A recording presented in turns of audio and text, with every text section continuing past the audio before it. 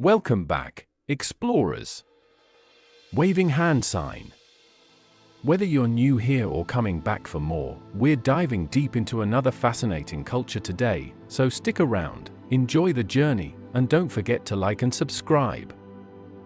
Secrets of the Kogi tribe, living in harmony with nature.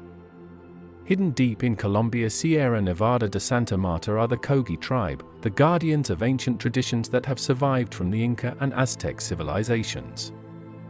They are called the older brothers of humanity, and we, the people of the outside world, are considered the little brothers who are destroying the earth.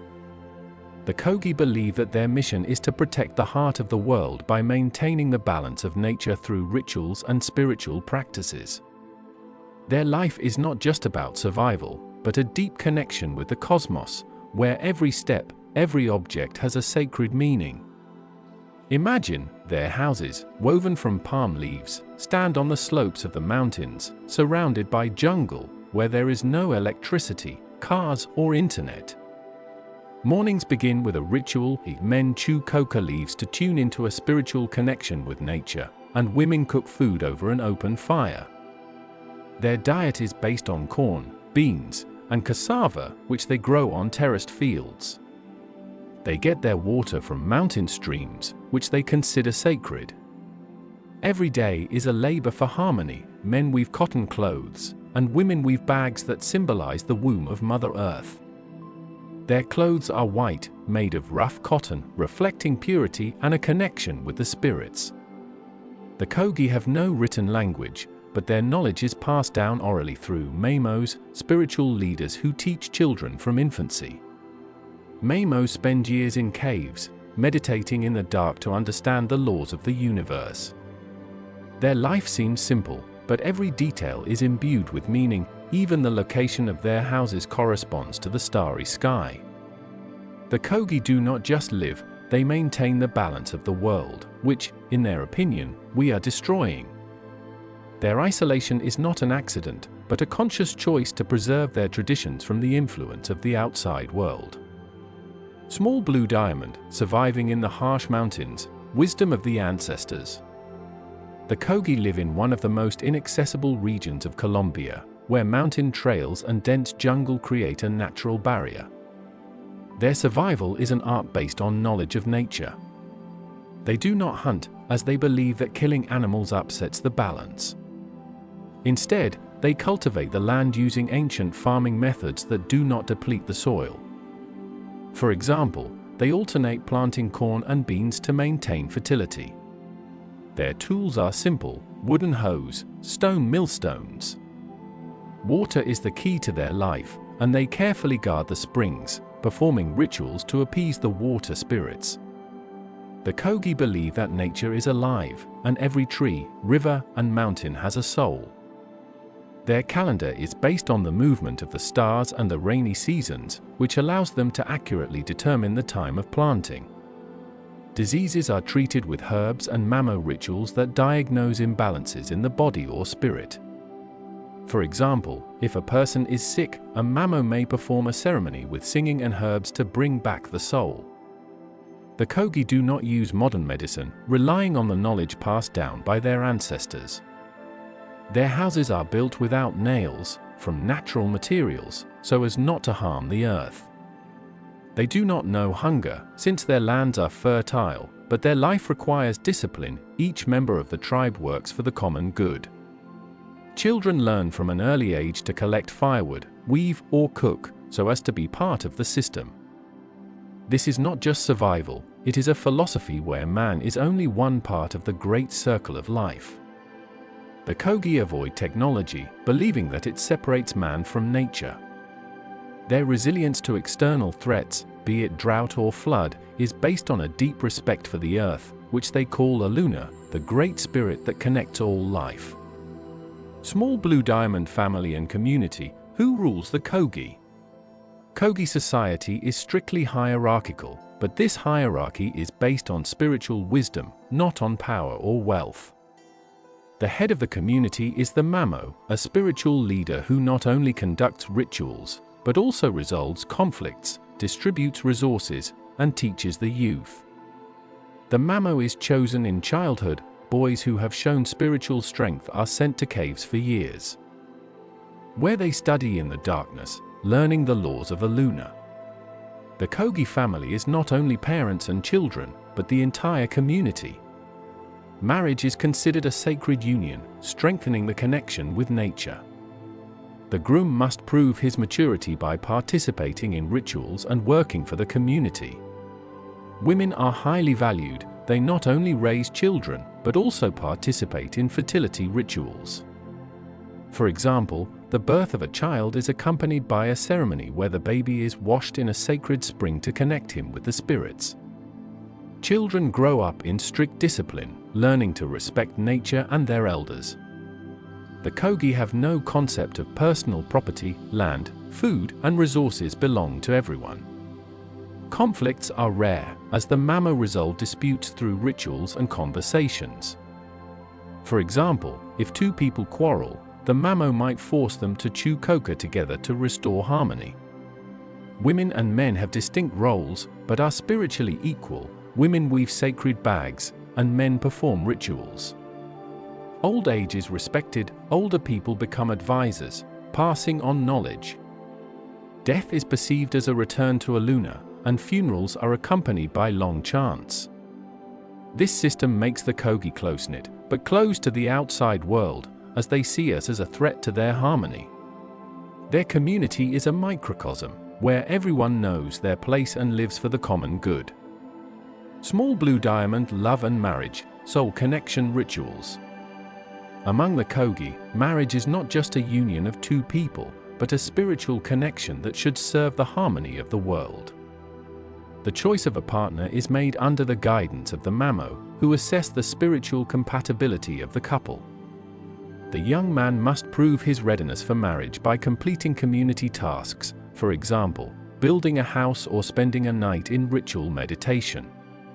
The bride, in turn, must weave a mokila bag, symbolizing her connection with the earth. The wedding is a complex ritual that lasts several days. The couple is purified in a sacred spring, and the mamo conducts a ceremony where he connects their souls through singing and offerings to Aluna. For example, they can bury threads woven from their hair as a symbol of unity. After the wedding, the couple lives in the groom's house, but maintains close ties with the bride's family. Divorce does not exist among the Kogi. Marriage is considered eternal, since a breakup threatens the cosmic balance. Love among the Kogi is not passion, but deep respect and care. Husband and wife work together to support the community. He weaves clothes, she cooks and raises children. The birth of a child is another sacred event. The mother gives birth in solitude, and the mamo blesses the baby, giving it a name associated with nature. Children are raised by the entire community. Elders teach them rituals, and parents teach them work. Women have a high status, as they are considered the embodiment of Mother Earth. For example, during fertility rituals, women sing to call for rain. This system makes relationships within the tribe stable, but for the outside world, their closed nature creates a barrier. The Kogi rarely marry outsiders, seeing this as a threat to their traditions. Their love is not romantic, but serving a higher purpose. Small blue diamond relationships within the tribe, harmony or conflicts. The Kogi live in a tight-knit community where each person is connected to others through rituals and common goals. Their society is built on the principle of mutual aid. No one is left alone, whether it is working in the fields or raising children. Conflicts are rare, as the mamo quickly resolve them using reconciliation rituals. For example, if two people quarrel over land, the mamo might hold a ceremony in which they exchange coca leaves, symbolizing forgiveness. Punishments among the Kogi are not physical, but spiritual. The offender may be sent into solitary meditation to cleanse his thoughts. Children learn to respect their elders from an early age, and young people undergo initiation rites to become full members of the community.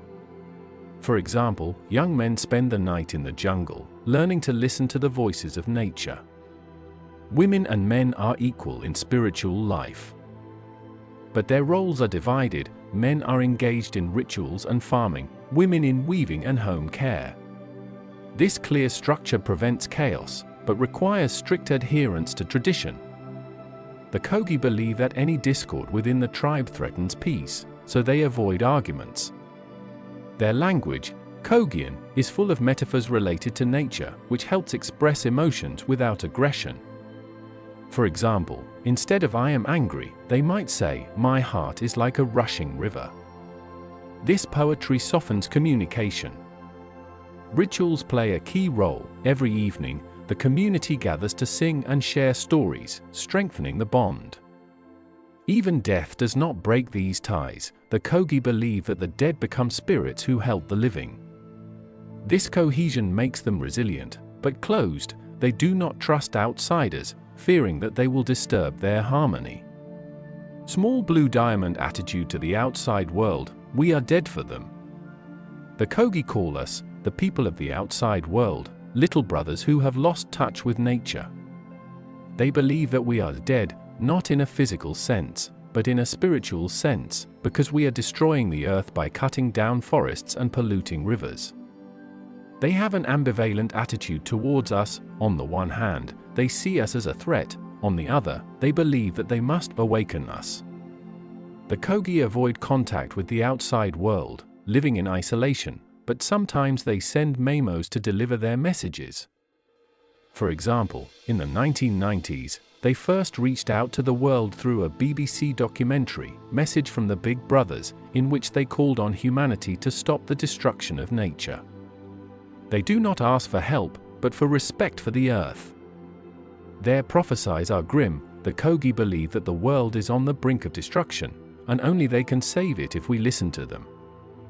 Interaction with outsiders is painful for them. They see us as a source of chaos. For example, missionaries tried to convert the Kogi to Christianity in the past, but the tribe expelled them, retaining their beliefs. The Kogi do not accept technology or money, considering them empty. Their rare contacts with the Colombian authorities are limited to negotiations over land protection. They do not want assimilation, seeing it as the death of their culture. Even trade is minimal. They exchange their fabrics for tools, but do so reluctantly. Their isolation is a defense against a world they see as sick. The Kogi do not believe in dialogue among equals, since they consider their knowledge superior. This makes their messages powerful but difficult to hear. They do not ask, but instruct. Small blue diamond examples of interaction, lessons and failures. The history of the Kogi's contacts with the outside world is full of drama. In the 1980s, anthropologists tried to study their culture, but the Kogi refused to share their knowledge, considering the scientists spirit thieves.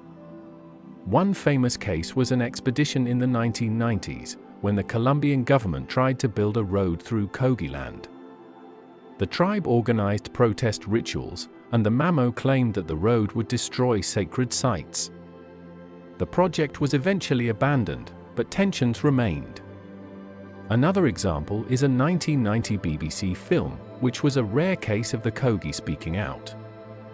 They allowed a film crew into their land, but under strict control, forbidding them to film their rituals. The film shocked the world, but the Kogi did not open up. They merely conveyed their warning. In the 2000s, a Mayan shaman, Hanbat Man, tried to establish a dialogue with the Kogi, but they received him coldly, believing that even their own tribes had lost their purity.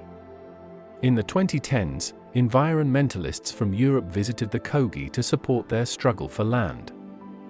The Kogi accepted their gifts but refused further cooperation, saying that the younger brothers must correct their own mistakes. These examples show that the Kogi do not seek integration. Any interaction is a risk for them, and they carefully guard their borders. Their messages reach us, but the dialogue remains one-sided. The Kogi teach, not learn. Their resilience is inspiring, but their isolation reminds us that we, the younger brothers, must seek harmony ourselves. Respecting their choice to live apart from us.